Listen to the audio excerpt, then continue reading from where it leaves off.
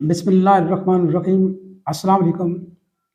आज हमारा टॉपिक है सीज़र लाइट्स, यानी मिर्गी की एक किस्म जो फोटो सेंसिटिव लोग होते हैं, रोशनी से जिनको मिर्गी होती है, वो मिर्गी की किस्म।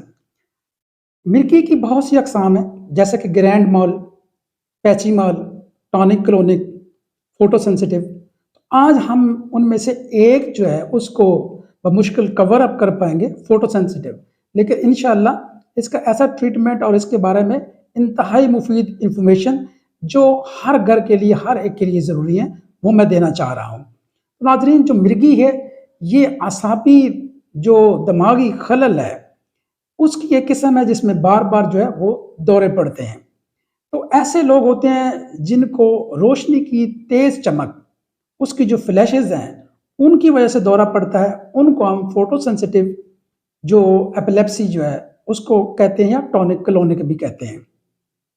ये जो रोशनी होती है, इससे जिन तेज रोशनी जैसे कि स्ट्रोब लाइट्स हैं, जिनको दौरा पड़ता है, इसकी फ्लैशेज जो है, इनकी एक खास फ्रीक्वेंसी होती है।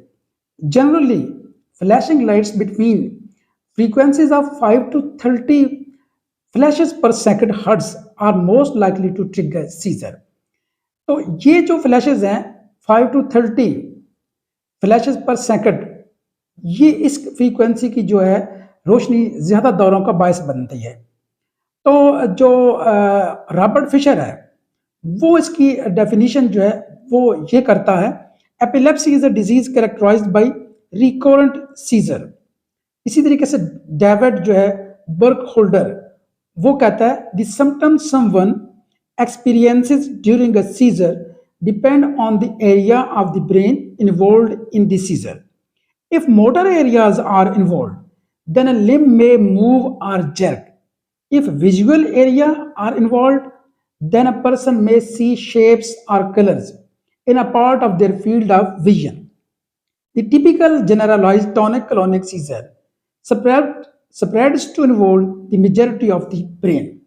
अच्छा, जो फ्लैशिंग लाइट्स हैं वो कुछ इस तरह की होती हैं जैसा कि आप इस वीडियो में देख रहे हैं, जरा ऑब्जर्व कीजिएगा।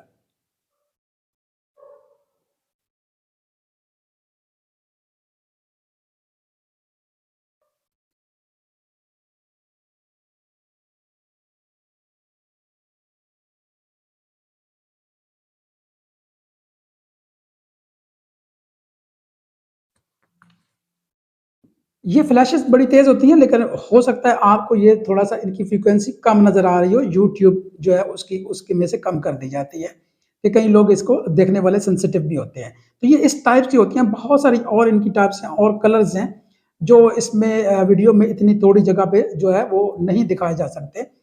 अच्छा, मज़े की बात ये है कि इसमें हमने जो इसका ट्रीटमेंट है, इसमें जो रॉबर्ट फिशर है, जिसकी मैंने डेफिनिशन भी आपके सामने बयान की है, वो कहता है कि हम इसका ट्रीटमेंट नहीं करते, इसका क्योर नहीं करते, बल्कि जो ट्रीटमेंट हमारे पास है वो सप्रेस करते हैं।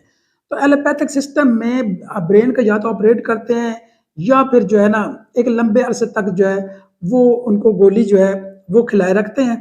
लेकिन सम टाइम ये होता है कि इस गोली खाने से भी बहुत जो है वो दौरे जो है उनकी रफ्तार जो है वो बढ़ जाती है। एक दिन में 3-3, 4-4, 5-5 जो है दौरे जो है लगातार मुसलसल पड़ जाते हैं। उसमें उस सूरत में जो है वो बहुत ज़्यादा जो है लोग जो है ना परेशान हो जाते हैं। लेकिन इसका जो होम्योपैथिक सिस्टम ऑफ ट्रीटमेंट है, इसमें बड़ा टॉप क्लास का ट्रीटमेंट मौजूद है, क्योंकि इसमें ये है कि हम काज देखते हैं और उस काज को सामने रखते हुए मेडिसिन का इंतखाब सिम्पटम के एतबार से।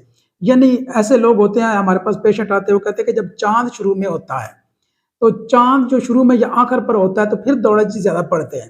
तो ऐसे दौरों के लिए कालीब्रोमेटम बड़ी टॉप की ग्रेड मेडिसिन है। कुछ ऐसे लोग भी होते हैं जिनको सोते हुए दौरे पड़ते हैं, हम बोफुराना देते हैं, जिनको दिन में पड़ते हैं। एनी हाउ, इसके लिए जो मुस्तमल मेडिसिन है वो एकोनाइट, बेलाडोना, लैकेसिस, बोफुराना और आर्टिमेशिया वल्गारस, ये हमारे पास जो है ये मेडिसिन है। इसके अलावा और भी मेडिसिन है, लेकिन इन मेडिसिन का माहिर होम्योपैथ की ज़ेर निगरानी अगर ट्रीटमेंट किया जाए, तो इसके चांसेस जो है 99% जो है वो बढ़ जाते हैं कि मरीज़ जो है वो ट्रीट हो जाता है और उसको दौरे जो है मज़ीद जो वो नहीं पड़ते, और ये रोज़ाना फिर दवाई जो है वो खाना भी नहीं पड़ती। हाँ, एक चीज़ जो है वो ज़रूर याद रखें, जो आज हमारा टॉपिक है फोटो सेंसिटिव सीज़र लाइट्स। अगर पता चल गया है कि इसको जो है वो लाइट से बच्चा है या बच्ची है या बड़ा है या जवान या बूढ़ा है वो सेंसिटिव है, तो फिर आपने पहली बात तो ये है कि वो स्ट्रोब लाइट्स जो है या तेज रोशनी वाली ऐसी जगहें जहाँ पर मूवी या फिल्म चलती है या ऐसी मैरिजेस हॉल है जहाँ बहुत तेज लाइट्स हैं और वो झपकती भी हैं, तो वहां पर जाने से गुरेज करें। नंबर टू, अगर जो बच्चे हैं या बड़े जो हैं वो अगर वीडियो गेम्स खेलते हैं तो वो इससे एतराज़ करें, क्योंकि जो वीडियो गेम्स है उससे भी ये चूंकि उसमें तस्वीरें जो है वो तेजी से आगे पीछे मूव करती हैं, तो उनसे ये खदशा बढ़ जाता है। अगर फिर भी अगर खेलें भी तो कमरे के अंदर रोशनी का होना बहुत ज़रूरी है, और उसके साथ जो सीट है अपनी उससे ज़रा अवे दूर रखें। और जो तेज़ रोशनी है या बादलों की गरज चमक जो इंतहाई तेज़ फ्लैश लाइट्स आसमानी होती है उससे भी होने का खदशा है, तो इन चीज़ों से परहेज़ बरतना जो है वो इंतहाई ज़रूरी है। तो नाजरीन, मैं आपसे अगली वीडियो तक के लिए इजाज़त चाहता हूँ। अल्लाह निगहबान।